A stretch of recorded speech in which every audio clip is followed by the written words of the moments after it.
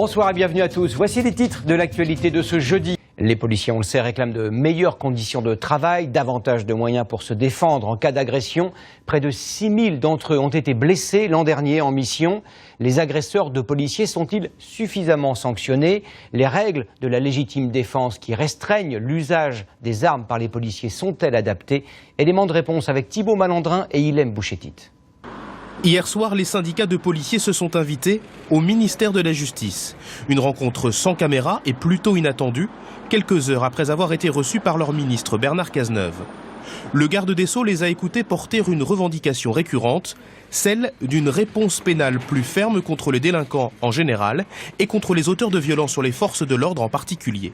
Viser notamment les mineurs qui bénéficient souvent de mesures éducatives et non répressives, les magistrats se défendent de tout laxisme. La difficulté concernant les mineurs, c'est qu'on a effectivement des textes qui sont extrêmement compréhensifs, on va dire, dans l'éducatif, alors que ce que constatent les policiers sur le terrain, c'est de la petite délinquance particulièrement agaçante. Il faudrait que les policiers puissent voir au quotidien et partager le travail des magistrats, et à l'inverse, il faudrait que les magistrats tournent aussi sur le terrain avec les policiers pour se rendre compte de leur quotidien.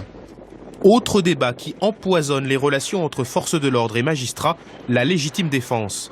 La loi est actuellement la même pour les policiers que pour n'importe quel autre citoyen. La riposte doit être nécessaire, immédiate et proportionnée.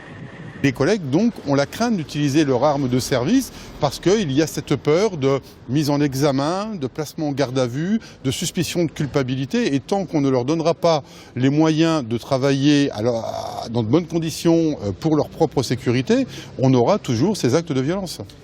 Les policiers demandent l'instauration d'une présomption, leur permettant de ne pas avoir à prouver qu'ils étaient en état de légitime défense. Mais certains y voient un permis de tuer. C'est dangereux parce que ça ne va que verrouiller les magistrats qui sont déjà réticents à reconnaître la légitime défense et qui vont l'être plus encore.